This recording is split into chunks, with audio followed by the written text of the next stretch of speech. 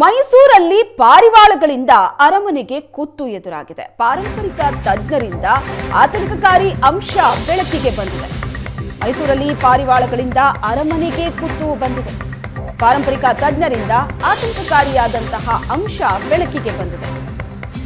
ಪಾರಿವಾಳಗಳ ಹಿಕ್ಕೆಯಿಂದ ಅರಮನೆಗೆ ಅಪಾಯ ಅನ್ನೋ ಸುದ್ದಿ. ಹಿಕ್ಕೆಯಲ್ಲಿನ ಆಸಿಡ್ ಯುಕ್ತ ಕಲ್ಮಶದಿಂದ ಅರಮನೆ ವಿರೂಪಗೊಳ್ತಾ ಇದೆ. ಕಟ್ಟಡಗಳನ್ನ ಕರಗಿಸ್ತಾ ಇರೋ ಆಘಾತಕಾರಿ ಅಂಶ ಪತ್ತೆಯಾಗಿದೆ. ಅರಮನೆಯ ಮುಂದೆ ನಿತ್ಯ ಪಾರಿವಾಳಗಳಿಗೆ ಕಾಳು ಹಾಕ್ತಾರೆ ಜನ. ಪಾರಿವಾಳಗಳ ಹಿಕ್ಕೆಯಿಂದ ಮೈಸೂರು ಅರಮನೆಗೆ ಈಗ ಧಕ್ಕೆಯಾಗ್ತಾ ಇದೆ. ಪಾರಿವಾಳಗಳಿಗೆ ಕಾಳು ಹಾಕೋದು ಅಪಾಯಕಾರಿ ಅಂತ ತಜ್ಞರು ಹೇಳಿದ್ದಾರೆ. ಅರಮನೆಯ ಮುಂದೆ ರಾಶಿಗಟ್ಟಲೆ ಕಾಳುಗಳನ್ನ ಜನ ಸುರಿತಾ ಇದ್ದಾರೆ. ತಕ್ಷಣವೇ ಪಾರಿವಾಳಗಳಿಗೆ ಆಹಾರ ಹಾಕೋದನ್ನ ನಿಲ್ಲಿಸಿ, ಪಾರಂಪರಿಕ ಕಟ್ಟಡದ ರಕ್ಷಣೆಗೆ ಕ್ರಮ ವಹಿಸಿ ಅಂತ ತಜ್ಞರು ಮನವಿ ಮಾಡಿದ್ದಾರೆ. ಮೈಸೂರು ಅರಮನೆಯ ಮುಂಭಾಗ ಜನ ಅಲ್ಲಿ ಪಾರಿವಾಳಗಳಿಗೆ ಕಾಳುಗಳನ್ನ ಹಾಕ್ತಾರೆ. ಹೆಚ್ಚಿನ ಸಂಖ್ಯೆಯಲ್ಲಿ ಪಾರಿವಾಳಗಳು ಕೂಡ ಅಲ್ಲಿ ಬರುತ್ತೆ. ಆದರೆ ಈ ಪಾರಿವಾಳಗಳ ಹಿಕ್ಕೆಯಿಂದಾಗಿ ಅರಮನೆಗೆ ತೊಂದರೆ ಆಗತ್ತೆ ಅನ್ನೋ ಆಘಾತಕಾರಿ ಅಂಶ ಇದೀಗ ಬಯಲಾಗಿದೆ. ತಜ್ಞರು ಪಾರಂಪರಿಕ ಕಟ್ಟಡದ ರಕ್ಷಣೆಗೆ ಕ್ರಮ ವಹಿಸಿ ಅಂತ ಮನವಿ ಮಾಡಿದ್ದಾರೆ.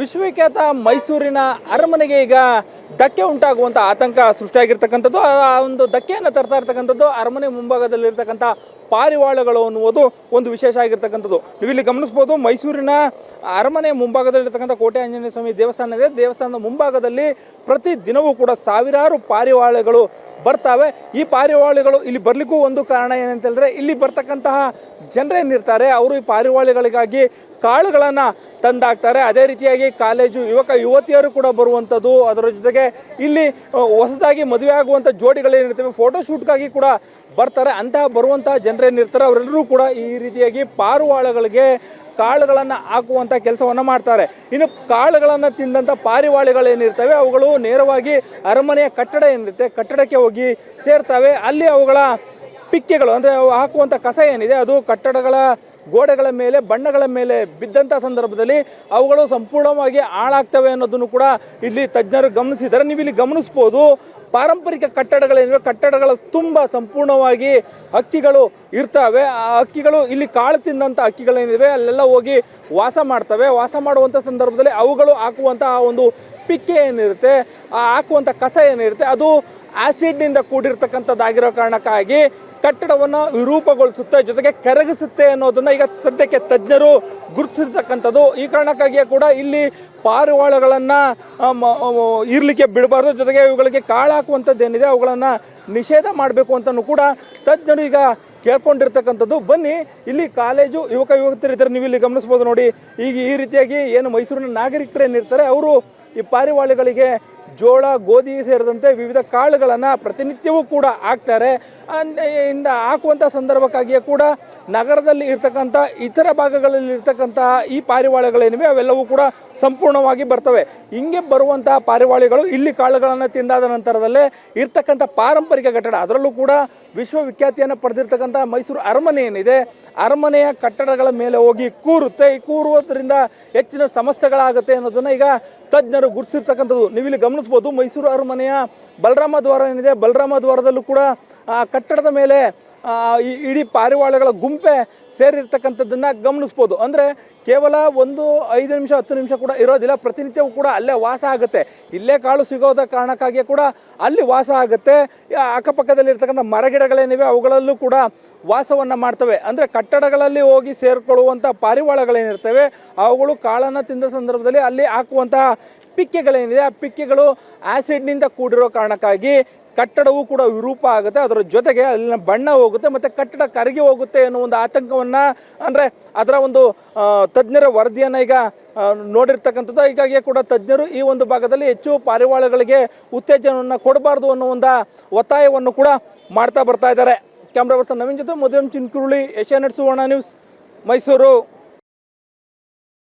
ಈ ಪಕ್ಷಿಗಳು ಆ ಹಿಕ್ಕೆನಲ್ಲೇ ಆ್ಯಸಿಡ್ ಇರುತ್ತೆ, ವೆರಿ ಕಾನ್ಸಂಟ್ರೇಟೆಡ್ ಯೂರಿಕ್ ಆ್ಯಸಿಡ್ ಅದು. ಆದರೆ ಇದಿದೆಯಲ್ಲ, ಇದು ಮಾರ್ಬಲ್ ಮೇಲೆ ಅಥವಾ ಪಾಲಿಷ್ ಮಾಡಿರೋ ಅರಮನೆ ಕಟ್ಟಡದ ಕಲ್ಲುಗಳ ಮೇಲೆ ಬಿದ್ದರೆ ಏನಾಗುತ್ತೆ, ಅದು ಕರೋಡಾಗತ್ತೆ. ಕರೋಡಾಗೋದಂದರೆ ಕಲ್ಲನ್ನು ತಿನ್ನತ್ತೆ. ಈಗ ನೀವೇನಾದರೂ ಹಿಕ್ಕೆ ಒಂದು ಇದಕ್ಕೆ ಹಾಕಿದ್ರೆ, ತಾಮ್ರದ ತಪ್ಪಲಿಗೋ ಅಥವಾ ಸಿಲ್ವರ್ ತಪ್ಪಲಿಲೋ ಅದು ಬಿದ್ದರೆ ಅದು ತೂತಾಗೋಗ್ಬಿಡತ್ತೆ ಕೆಲವು ದಿವಸ ಬಿಟ್ಬಿಟ್ರೆ, ಅಷ್ಟು ಸ್ಟ್ರಾಂಗ್ ಆಗಿದೆ. ಇದಂತೂ 10ನೇ ಚಾಮರಾಜ ಒಡೆಯವ್ರ ವೃತ್ತವನ್ನೇ ಅದು ಹತ್ತಿರ ಮಾಡ್ಕೊಂಡ್ಬಿಟ್ಟಿದೆ. ಯಾಕಂದರೆ ಅದು ಪೂರ್ತಿ ರಾಜಸ್ಥಾನ್ ಮಾರ್ಬಲ್ಲು, ರಾಜಸ್ಥಾನ್ ಇನ್ಲೇ ವರ್ಕ್ ಇರೋದು. ಎಂಥವ್ರಿಗೂ ಆಕರ್ಷಕವಾಗಿರ್ತಕ್ಕಂಥ ನಿರ್ವಿನ ರಾಜ ಅಲ್ಲಿದ್ದಾನೆ 10ನೇ ಚಾಮರಾಜ ಒಡೆಯರ್.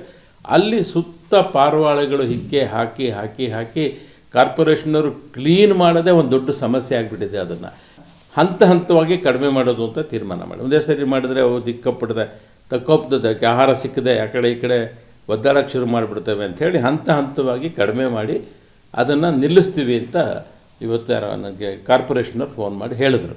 ಸೊ ಅದು ನಿಲ್ಲಿಸಬೇಕಾಗಿದೆ.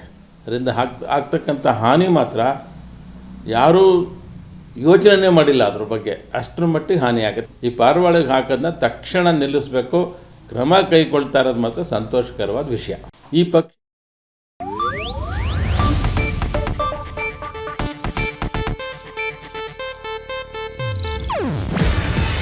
ಇದು ಏಷ್ಯಾನೆಟ್ ನ್ಯೂಸ್ ನೆಟ್ವರ್ಕ್ ಪ್ರಸ್ತುತಿ. ನೀವು ನೋಡ್ತಿದ್ದೀರಾ ಏಷ್ಯಾನೆಟ್ ಸುವರ್ಣ ನ್ಯೂಸ್.